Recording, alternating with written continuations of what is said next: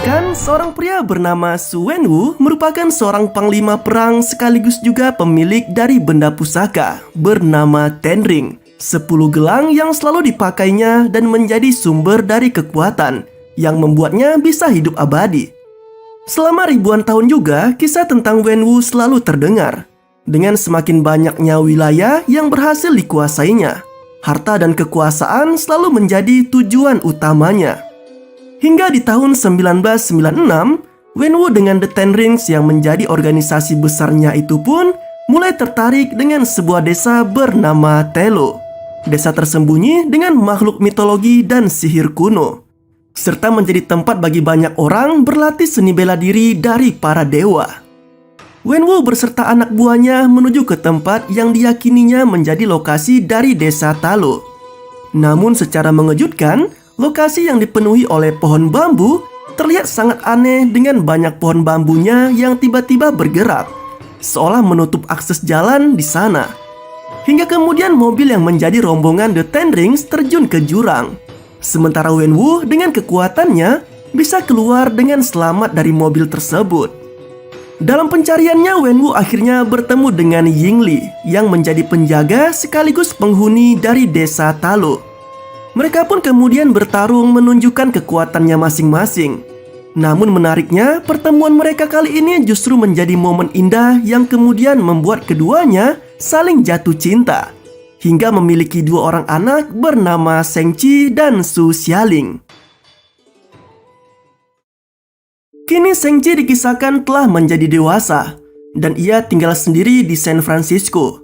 Sudah cukup lama nampaknya Sheng Chi hidup seorang diri. Ia diketahui telah kabur dari ayahnya karena merasa tidak sanggup jika harus menjadi bagian dari organisasi Ten Rings yang selalu berbuat jahat. Untuk memulai hidup barunya, Sheng Chi dewasa telah mengubah namanya menjadi Sound, dan ia kini bekerja sebagai petugas valet di salah satu hotel mewah di kota tersebut. Ia juga memiliki seorang rekan kerja sekaligus sahabatnya yang bernama Katie, wanita keturunan Asia yang secara kebetulan memang tidak tahu tentang masa lalu Sheng Chi.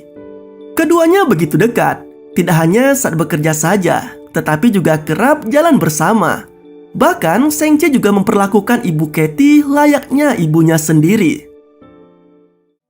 Hingga di suatu ketika, Sheng Chi yang sedang menaiki bus bersama Katie mendapat serangan dari organisasi The Ten Rings.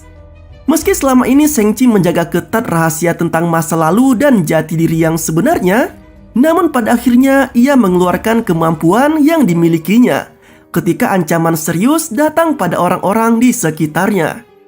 Sheng Chi dengan mengesankan mampu melawan dan mengalahkan semua penjahat itu, termasuk salah satu pria besar dengan tangan golok yang mengaku akan menghabisinya, dan juga adiknya, yaitu Xialing.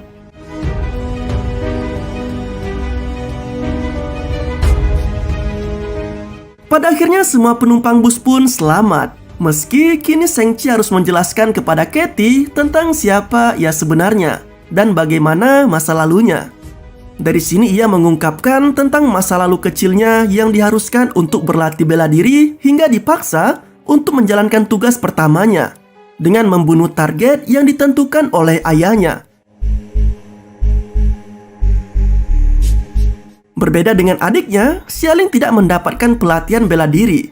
Namun ia secara diam-diam berlatih sendiri mengikuti gerakan yang dilihatnya dari sang kakak. Hingga pada akhirnya, Sheng Chi pun memutuskan untuk kabur dari ayahnya dan memulai hidup barunya di California pada usia 14 tahun kala itu. Jadi ibunya Sheng Chi telah tewas ketika Sheng Chi masih kecil cuy. Waktu ibunya pergi meninggalkan desa Talo untuk hidup bersama Wenwu, kekuatan ibunya juga ikut hilang. Itulah mengapa ibu Sheng Chi tidak bisa membela diri ketika ada penjahat yang datang ke rumah mereka di kala itu. Sementara Wenwu, ayahnya Sheng Chi, sempat tobat untuk tidak lagi menggunakan Ten Rings semenjak mengenal Yingli. Tapi karena kematian istrinya itu, dia pun kembali menggunakan senjata pusaka tersebut untuk kembali memimpin organisasi Ten Rings dan membalas atas kematian istrinya. Sejak saat itulah, Wenwu sangat frustasi atas kehilangan istri tercintanya. Kemudian Sheng Chi mengatakan kepada Katie Jika kali ini ia harus mencari adiknya dan akan melawan organisasi Ten Rings jika sampai nyawa adiknya terancam. Mendengar hal tersebut, Katie yang menganggap Shang-Chi sudah seperti saudaranya sendiri tidak mau melepaskannya begitu saja. Hingga wanita itu memaksa untuk ikut bersama Shang-Chi dalam aksinya kali ini. Meski awalnya sempat menolak karena dianggap terlalu berbahaya untuk Katie, namun pada akhirnya Shang-Chi tetap memperbolehkan sahabatnya itu untuk ikut dengannya. Setibanya di Macau, Shang-Chi dan Katie langsung menuju ke alamat yang diyakininya menjadi tempat tinggal Xialing. Namun ternyata itu adalah lokasi pertarungan bebas milik adiknya, yang sekaligus menjadi tempat taruhan para pengunjung di sana. Dan terlihat juga Wong yang sedang bertarung dengan sangat epik bersama Abomination.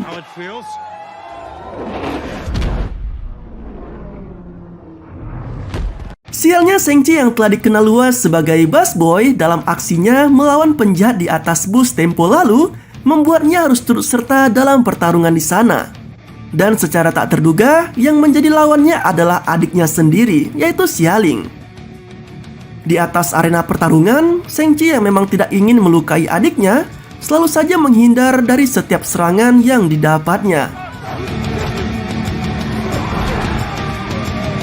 Hingga kemudian Xialing pun mengakhiri pertarungan tersebut dengan tendangan yang sebenarnya.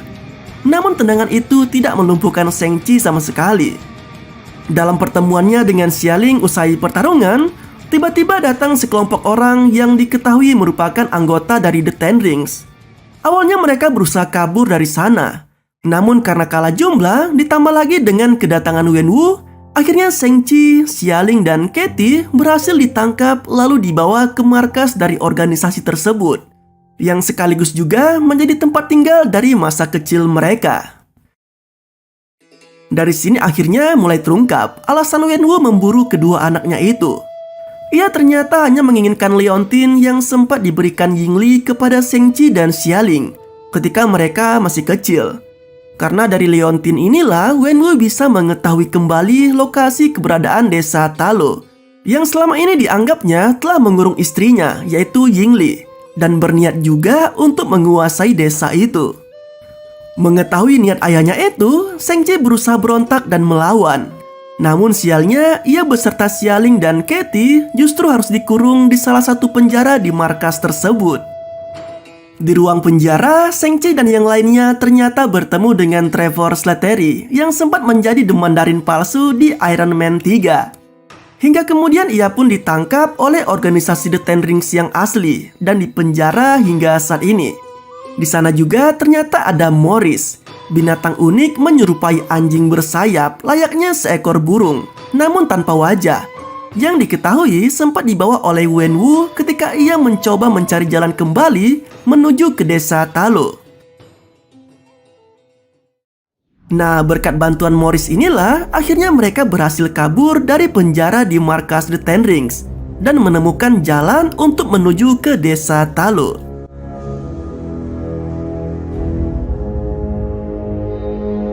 Di desa Talo, Shang-Chi dan rombongannya disambut baik oleh Yingnan yang merupakan saudara dari Yingli.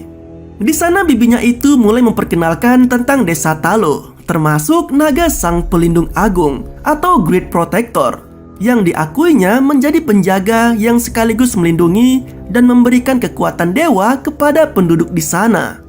Shang-Chi juga menuturkan bahwa ayahnya kemungkinan tidak lama lagi akan datang ke desa tersebut. Dan hal itulah yang kini membuatnya serta Xialing dan Katie mulai berlatih ilmu bela diri di sana. Katie terlihat sangat serius dalam belajar memanah, sama halnya dengan Xialing yang terus mengasah kemampuannya dalam menggunakan senjata. Sedangkan Shang-Chi kini mendapat pelatihan khusus dari bibinya untuk menguasai teknik bela diri yang selama ini dimiliki ibunya, yang terbukti mampu menandingi kehebatan dari Ten Rings. Kini tibalah hari yang telah ditentukan. Semua penduduk desa Talo telah siap menyambut kedatangan pasukan The Ten Rings, dan pertempuran dahsyat pun tak terelakkan. Sementara yang lain tengah sibuk bertarung menghadapi para pasukan The Ten Rings, Shang-Chi kini harus menghadapi Wenwu sendirian. Pertempuran anak dan ayah itu pun tak terhindarkan. Kemampuan yang tak seimbang jelas telah membuat Shang-Chi tak berdaya menghadapi kekuatan dari Ten Rings hingga ia pun terpental ke dalam Danau Talo.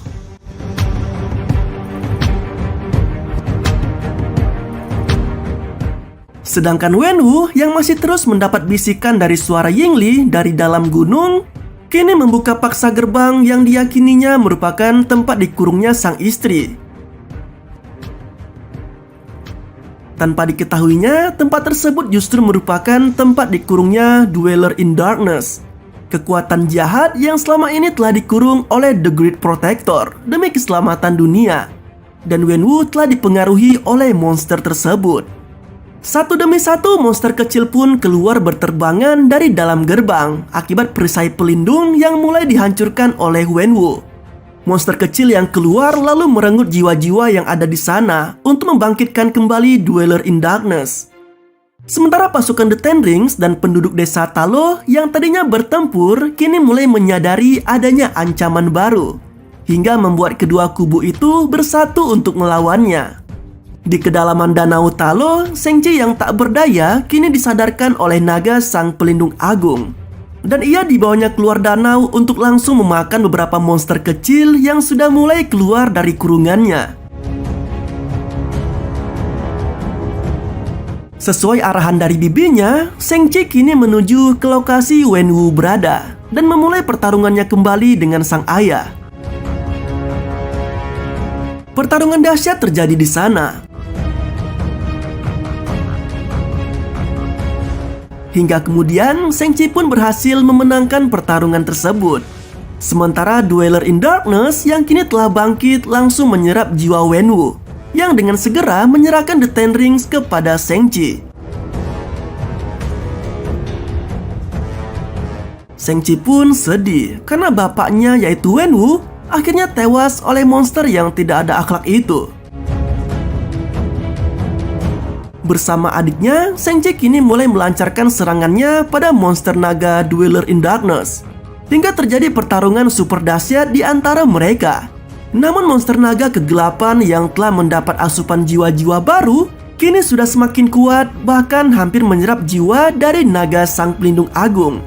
Tapi beruntungnya, The Great Protector masih bisa diselamatkan oleh anak panah yang dilesatkan Katie, tepat mengenai leher dari monster itu. Kini Shang-Chi yang sudah mulai terbiasa menggunakan The Ten Rings memanfaatkan benda pusaka itu untuk menjadi senjatanya dalam melawan Dweller in Darkness. Dibantu oleh Xia Ling, akhirnya ia mampu membenamkan 10 gelangnya ke dalam perut monster naga, hingga membuat ledakan super besar di atas Danau Talo.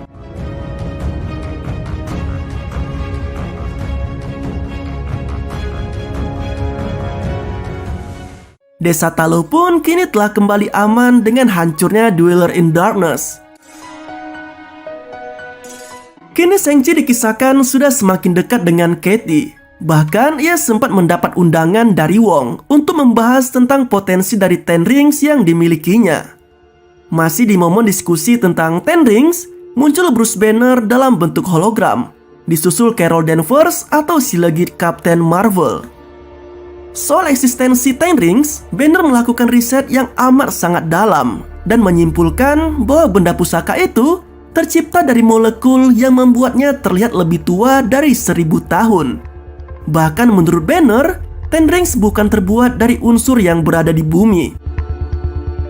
Di lain pihak, Captain Marvel mengakui ia belum pernah melihat benda seperti Ten Rings selama beraksi di luar angkasa. Kemudian Wong menjelaskan bahwa ketika Shang-Chi menggunakan Ten Rings, tiba-tiba muncul sinyal yang terkirim keluar dari bumi menuju entah kemana. Ada kemungkinan sinyal tersebut memanggil Makhluan, yaitu ras alien yang bisa berubah wujud yang berasal dari galaksi yang jauh. Nah, kalau di komiknya, Ten Rings adalah benda yang berasal dari Makhluan itu sendiri.